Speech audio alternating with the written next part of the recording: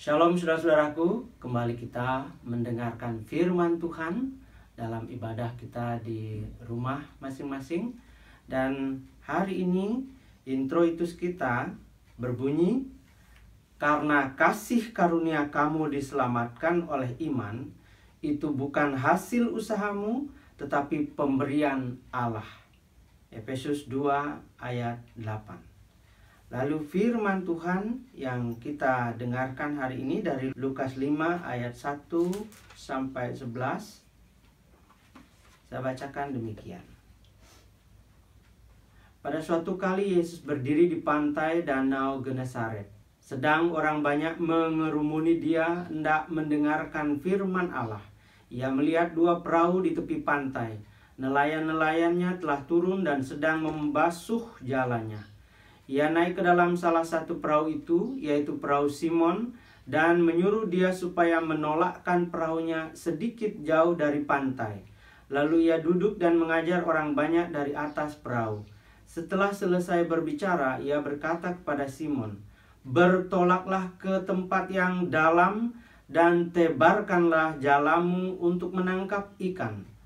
Simon menjawab, "Guru, telah sepanjang malam kami bekerja keras dan kami tidak menangkap apa-apa. Tetapi karena engkau menyuruhnya, aku akan menebarkan jala juga."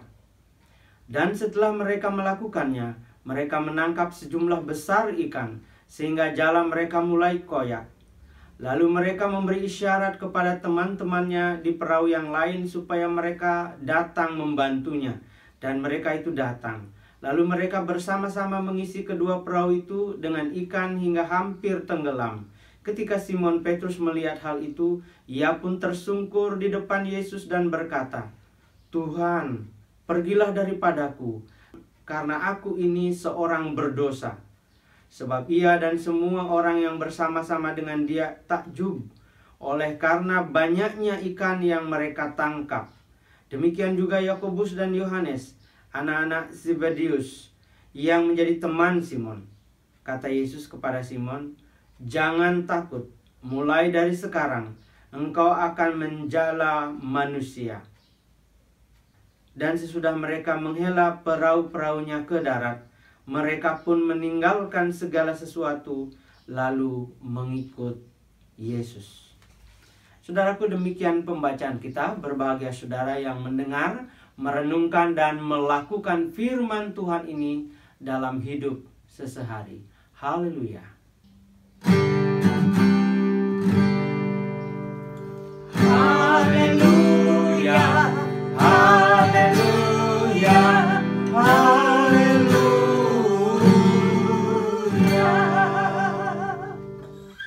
Saudaraku, perenungan firman Tuhan hari ini saya beri judul, "Tebar jalamu di air yang lebih dalam lagi."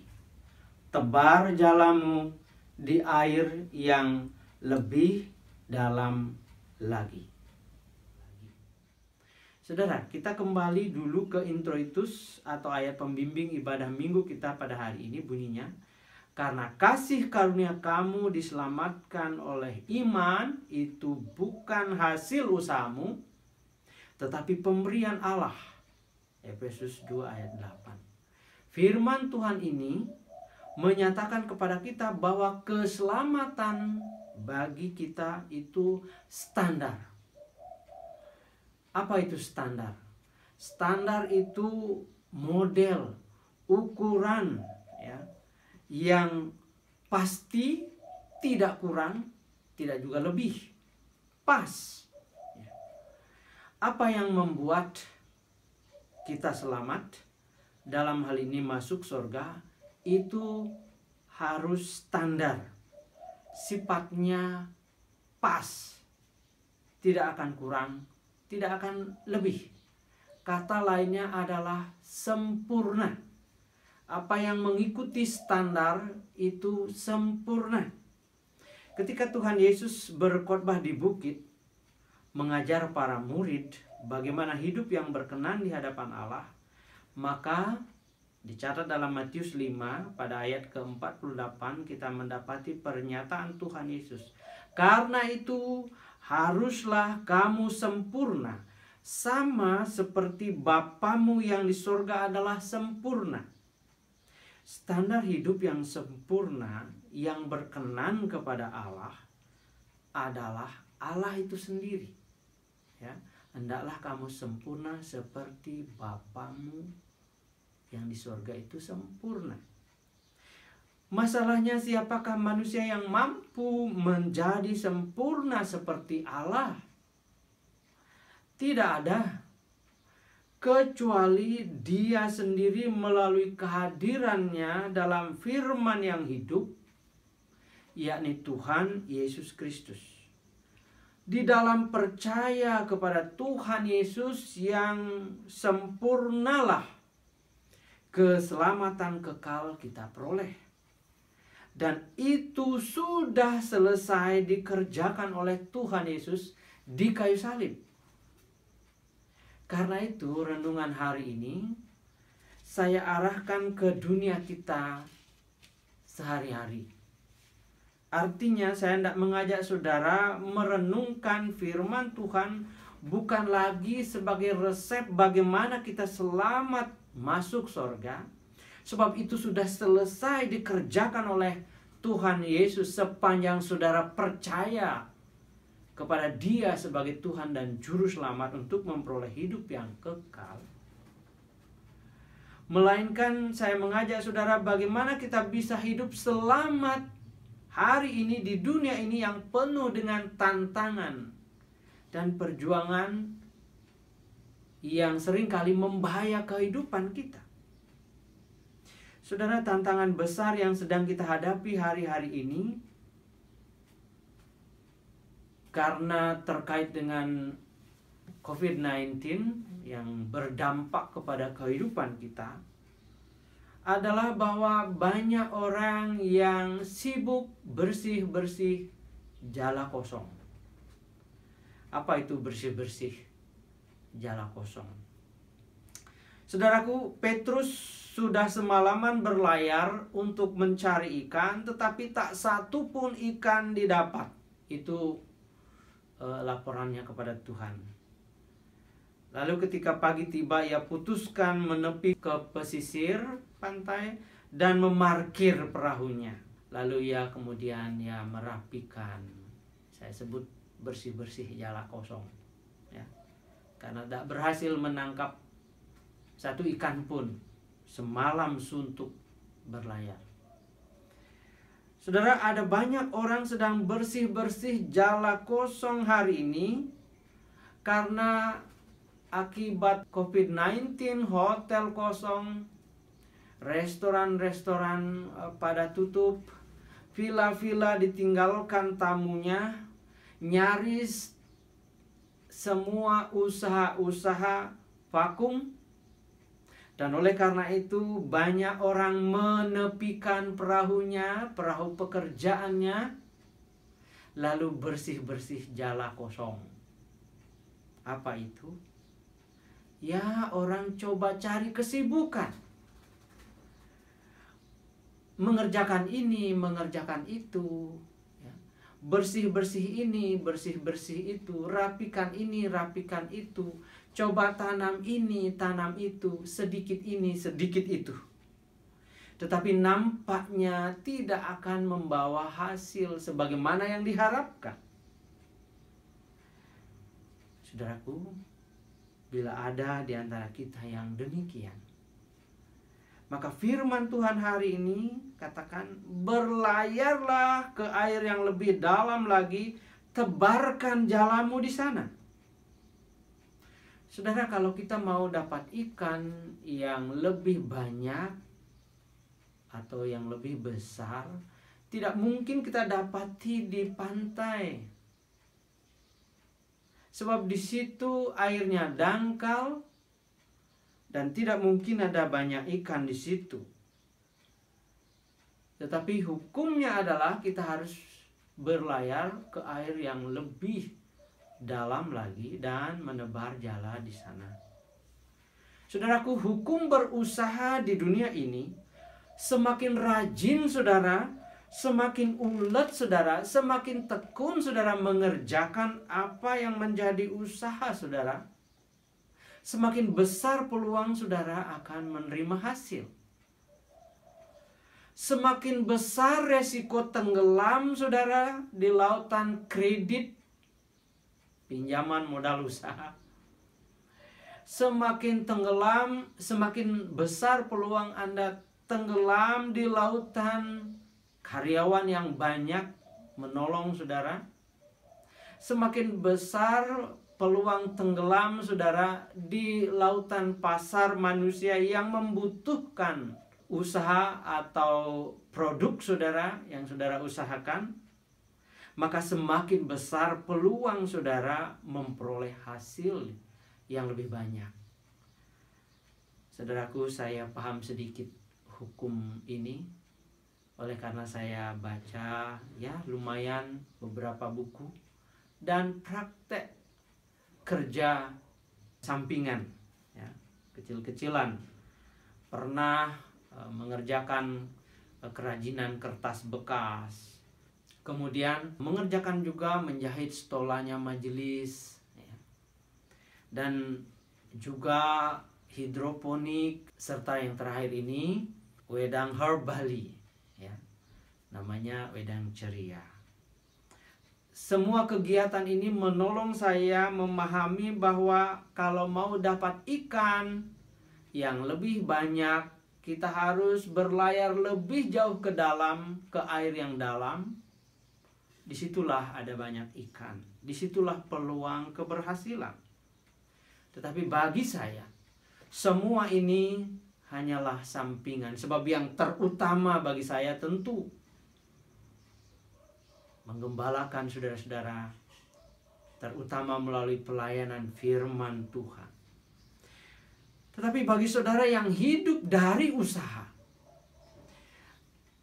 dari kegiatan dagang, dari perbengkelan, dari usaha apa saja yang saudara tekuni, maka itu berarti saudara memang harus berlayar lebih jauh ke dalam, ke air yang lebih dalam, ke peluang-peluang yang lebih besar secara totalitas, sehingga di situ saudara akan mendapatkan peluang hasil yang lebih.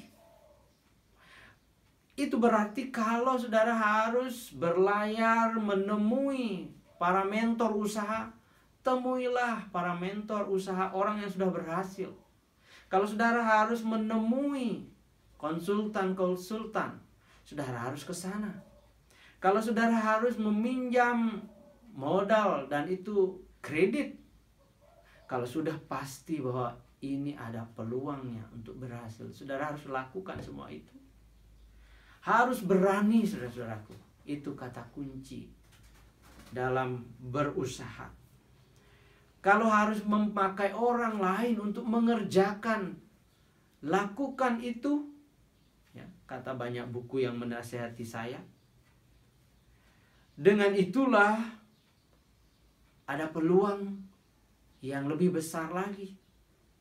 Dan memang itu berarti tantangan untuk tenggelam di lautan usaha yang lebih dalam, resiko lebih besar menghadapi saudara. Keberhasilan yang lebih besar pasti di dalamnya ada tantangan yang lebih besar lagi. Demikianlah pelaut-pelaut yang mau dapat ikan lebih besar dan lebih banyak harus ke lautan lepas. Demikian juga berusaha. Pasti ada resiko yang lebih besar dapat menenggelamkan usaha saudara. Kalau saudara mau hasil yang lebih besar, itu sudah hukumnya saudara. Hanya dengan keberanian melakukan firman Tuhan, pergi ke air yang lebih dalam lagi. Petrus mendapatkan ikan ya, dalam waktu yang relatif lebih singkat ketimbang semalaman dia, tapi sibuk dengan polanya sendiri. Ketika dia laksanakan firman Tuhan, Kendati pun sedikit grundel, padahal sudah semalam saya berlayar Tuhan, tidak satu pun ikan, tapi karena Tuhan yang suruh saya lakukan. Dan hasilnya mengejutkan, saudaraku. Jalannya terkoyak. Saudaraku, ketika saudara mau menerapkan hukum-hukum yang bagi saya, kata-kata orang bijak itu adalah bagian daripada firman Tuhan, atau yang melaksanakan firman Tuhan, atau yang mengerjakan sesuai apa yang Tuhan mau, mereka berhasil. Maka saudara juga akan berhasil. Sebab di situ Tuhan akan berbuat seperti yang difirmankannya. Carilah, maka engkau akan mendapat. Ketoklah pintu, maka pintu akan dibukakan bagimu. Percayalah, mujizat masih tetap ada dan akan terjadi ketika saudara melakukan bagian saudara. Saudaraku yang dikasihi Tuhan, ketika saudara telah melakukannya dan hidup saudara dicukupkan oleh Tuhan, maka sebagaimana firman Tuhan kepada Petrus, ketika Petrus sudah berhasil mendapatkan banyak ikan, apa kata Tuhan? Sekarang tinggalkan perahumu, jalamu, kamu akan kujadikan penjala orang. Saudaraku yang dikasihi Tuhan, sebagai orang beriman kepada Tuhan, setelah berhasil dalam kehidupan ini, atau minimal kita sudah cukup di dalam hidup ini, Tuhan membutuhkan saudara untuk pergi kepada sesama. Inilah panggilan orang beriman. Ada banyak orang, bahkan murid-murid Kristus atau orang Kristen sibuk bersih-bersih jala kosong. Perhatikanlah kehidupan beragama. Kita pergi keluar masuk tempat sembahyang, perayaan-perayaan kita penuh kesibukan. Tapi apakah kesibukan itu membuahkan hasil? Atau bersih-bersih jala kosong? Ada banyak orang yang kalau diajak pelayanan gereja, lihat schedule-nya, oh ada kegiatan ini di luar. Lalu jawab, saya ada kesibukan. Nah, saudaraku, banyak orang bersih-bersih jala kosong di hadapan Tuhan itu cuma bersih-bersih jala kosong. Sebab saudaraku, suatu saat perahu kehidupan kita akan sampai di hadapannya. Dan kita ditanya, mana buah pelayananmu? Tuhan mau kita berlayar lebih jauh ke air yang dalam, kepada sesama kita yang tenggelam di dalam kehidupan kemiskinan, dalam kehidupan yang susah, yang berat menghadapi segala kebutuhan hidup mereka. Saudaraku, ada keluarga yang berat bersatu, ya, yang tidak kunjung akur satu dengan yang lain. Ada keluarga yang berat karena sudah ditinggal oleh suami atau istri. Ada anak-anak yang menunggu uluran tangan saudara-saudara. Mereka sangat mungkin ada di dekat kita. Saudaraku, bagi yang telah berhasil atau hidup cukup dalam kehidupan ini, tinggalkan sejenak perahumu. Pergilah, temuilah sesamamu. Tuhan membutuhkan Petrus-Petrus yang mau pergi bagi sesamanya. Pendeta saja tidak cukup, saudaraku. Sebagai gereja Tuhan, Tuhan juga mau saudara berlayar lebih dalam lagi, lebih jauh lagi, sampai ke desa-desa. Sebab banyak gereja, banyak persekutuan jemaat di situ yang juga sama dengan kita tadinya, bersih-bersih jala kosong.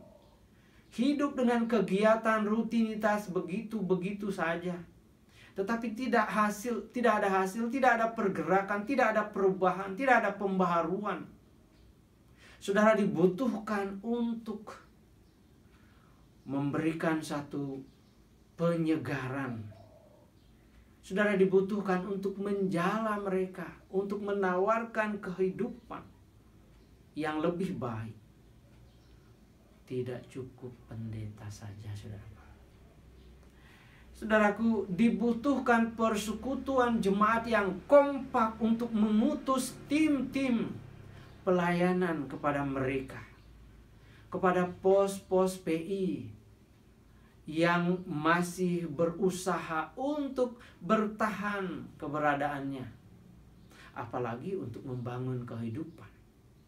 Atau ada masyarakat-masyarakat yang berusaha bertahan di tempat yang terpencil karena terlahir dan dibesarkan di situ. Seperti saudara kita misalnya ya, yang familiar dengan jemaat kita adalah Jemaat Bukit Sari dan masyarakat di sana. Saudaraku, berlayarlah lebih jauh lagi semasih Tuhan kasih hidup buat kita hari ini. Saudaraku, berlayarlah sebelum waktu-waktu tiba di mana kita hanya di tempat tidur. Kita berhayal mau pergi kemana-mana, tetapi tidak bisa berbuat apa-apa. Terlambat, saudaraku.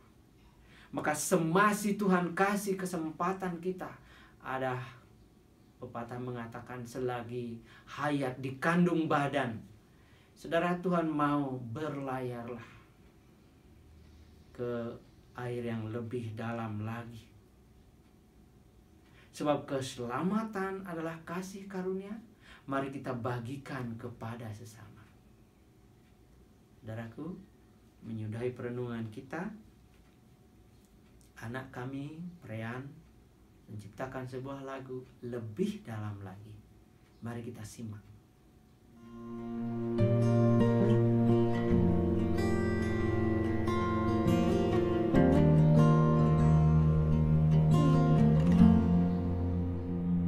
Ku ingin lebih dekat lagi, ku ingin lebih dekat lagi, mendengar suaramu dalam hatiku, Tuhan.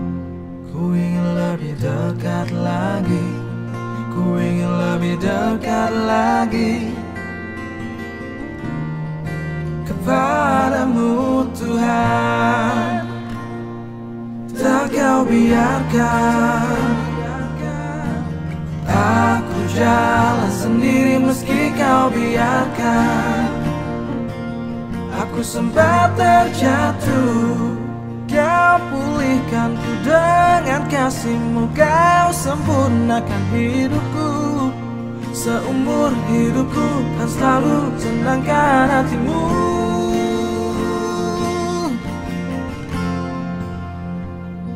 Ku ingin lebih dekat lagi, ku ingin lebih dalam lagi, senangkan-Mu, Tuhan, di dalam hidupku. Ku ingin lebih dekat lagi, ku ingin lebih dalam lagi, senangkan-Mu, Tuhan, di dalam hidupku. Ku puji lebih dekat lagi, ku puji lebih dalam lagi, Yesus Kristus Tuhan, Juru Selamatku. Betapa mulia nama-Mu, betapa mulia kasih-Mu, selamanya Tuhan, Kau yang termulia.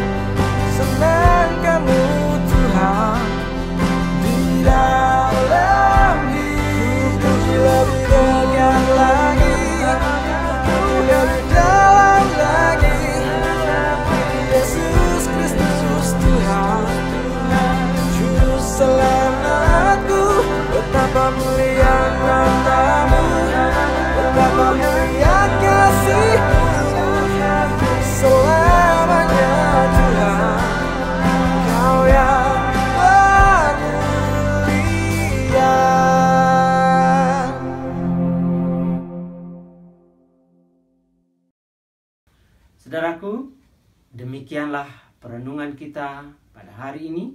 Berbahagia saudara yang mendengarkannya dan diberkati saudara yang melakukannya dalam hidup saudara selanjutnya. Amin.